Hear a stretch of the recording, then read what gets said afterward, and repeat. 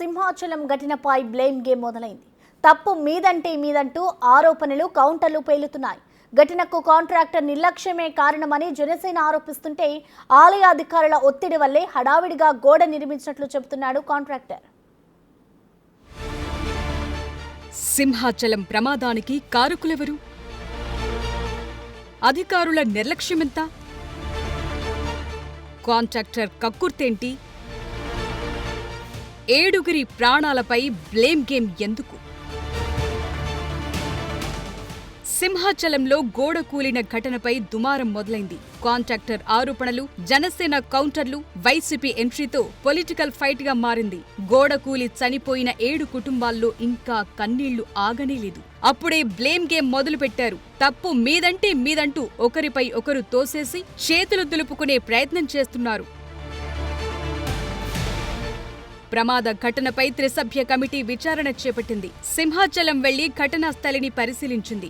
ఆనంద నిలయంలో టూరిజం శాఖ ఇంజనీరింగ్ సిబ్బంది, దేవాదాయ శాఖ సిబ్బందిని ప్రశ్నించింది. అధికారుల స్టేట్మెంట్ ను రికార్డ్ చేసింది. ఆ తరువాత గోడను నిర్మించిన కాంట్రాక్టర్ ను సైతం ప్రశ్నించింది కమిటీ. అయితే 6 రోజుల్లో గోడ కట్టడం వీలు కాదని అధికారులకు ముందే చెప్పానన్నాడు కాంట్రాక్టర్. అయినా పర్వాలేదని, తాత్కాలికంగా గోడ కట్టాలని దేవస్థానం ఈవో చెప్పారని కమిటీకి వివరించాడు. తాత్కాలిక గోడ అని చెప్పటంతోనే పని మొదలు పెట్టానని చెప్పాడు. సమయం తక్కువగా ఉండడంతో టెస్టింగ్ కూడా చేయలేదన్నాడు. నిర్మాణ సమయంలో పనులను అధికారులు పర్యవేక్షించలేదని గుర్తించిన కమిటీ ఇంజనీరింగ్ అధికారులపై ఆగ్రహం వ్యక్తం చేసింది. టెంపుల్ సంబంధించిన ఇంజనీర్స్, తర్వాత ఇతర అధికారులందరితో కూడా ఈరోజు విచారించడం జరిగింది. దీనికి సంబంధించిన కొన్ని ఆధారాలు అవన్నీ కూడా పరిశీలించాము. అలాగే ఇక్కడ జరుగుతున్న ఈ ఫెస్టివల్ అరేంజ్మెంట్కి సంబంధించి అన్ని ఏర్పాట్లు చేస్తున్న జిల్లా కలెక్టర్ గారు, పోలీస్ కమిషనర్ గారు అందరితో కూడా ఇంటరాక్ట్ అవ్వడం జరిగింది. సో ఈరోజు మళ్ళీ ఒక్కసారి ఫీల్డ్కి వెళ్తున్నాం ఇప్పుడు చూడడానికి.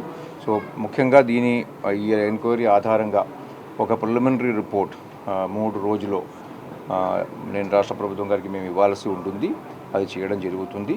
సో దీనిలో ముఖ్యంగా ఈ యొక్క సంఘటన ఎలా జరిగింది, ఎందుకు జరిగింది, దీనిలో ఎవరిదైనా నిర్లక్ష్యం ఉందా, దాని మీద ఏ రకమైన చర్య తీసుకోవాల్సిన అవసరం ఉంటుంది, భవిష్యత్తులో ఇలాంటి సంఘటనలు జరగకుండా ఏ విధమైన జాగ్రత్తలు తీసుకోవాల్సిన అవసరం ఉంది అనేది అంటే లాంగ్ టర్మ్ రిపోర్ట్లో ఒక నెలలోనే మళ్ళీ ఒక డీటెయిల్డ్ రిపోర్టు కూడా మేము సబ్మిట్ చేయాల్సి ఉంటుంది. దానిలో ఒక డీటెయిల్డ్ SOP కూడా తయారు చేసి భవిష్యత్తులో ఎప్పుడు కూడా ఇలాంటి సంఘటనలు జరగకుండా ఏమేమి చర్యలు తీసుకోవాలని కూడా మేము గవర్నమెంట్కు రిపోర్ట్ ఇవ్వడం జరిగింది.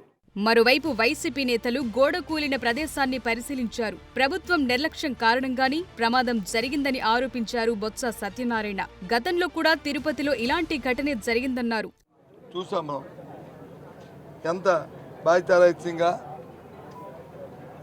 ఇక్కడ జరిగిన ఈ సంఘటన, ఈ 7 మరణాలు జరిగామంటే ఇదే రాజ్యాంగం జరగదు. ప్రభుత్వం చేసిన హత్యలుగా భావించాలి. వీటిని వారి నిర్లక్ష్యం వల్ల జరిగిందని భావించాలి. కాబట్టి ఈ విషయాలన్నింటి కూడా అక్కడ మాట్లాడతాను. ఆ భగవంతుడు లక్ష్మీనరసింహ స్వామి ఆ చనిపోయిన ఆ కుటుంబాలకు ఆత్మస్థైర్యాన్ని ఇవ్వాలని, ఆ కుటుంబాలకి ఆ ఆత్మలకి మరి భగవంతుడు వారికి ఆత్మశాంతి చేకూర్చాలని. అయితే జనసేన వాదన మరోలా ఉంది. ఈ ప్రమాదానికి కాంట్రాక్టర్ అనంతరావే కారణమని ఆరోపిస్తోంది. ప్రసాదం స్కీమ్ కింద కేంద్రం నుంచి కాంట్రాక్టు పొంది ఏడాదిలో చేయాల్సిన పనులను 2 ఏళ్లుగా సాగదీస్తున్నాడని తెలిపింది. కాంట్రాక్టర్కు ఈయే సహకరించడం వల్లే 7గురు చనిపోయారని ఆవేదన వ్యక్తం చేసింది. ఏడాది క్రితమే పూర్తయిపోవాలి, ఇప్పటికి 2 ఏళ్ళు అయ్యింది. అయినా కానీ పనులు పూర్తవలేదు, నాణ్యత సరిగ్గా లేదు. దాన్ని పర్యవేక్షించేటువంటి అధికారి ఏపీ టూరిజం డిపార్ట్మెంట్లో ఉన్నటువంటి ఎగ్జిక్యూటివ్ ఇంజనీర్ కె రమణ అనేటువంటి వ్యక్తి ఒక అవినీతిపరుడని చెప్పి మా ప్రభుత్వం రాగానే సాక్షాత్తు టూరిజం శాఖ మార్చులకు చెప్పడం, అప్పుడు ఉన్నటువంటి ఎండీకి చెప్పడం, నేను సాక్షాత్తు ఫిర్యాదు చేశాను. కాంట్రాక్టర్ ఏఈపై చర్యలు తీసుకోవాలని డిమాండ్ చేస్తోంది. విచారణ కమిటీ రేపు కూడా మరికొందరిని విచారించనుంది. 72 గంటల్లో ప్రాథమిక రిపోర్ట్ ఇవ్వాలని కూటమి ప్రభుత్వం ఇప్పటికే ఆదేశించింది. కమిటీ రిపోర్టు ఆధారంగా చర్యలు తీసుకోనుంది సర్కార్.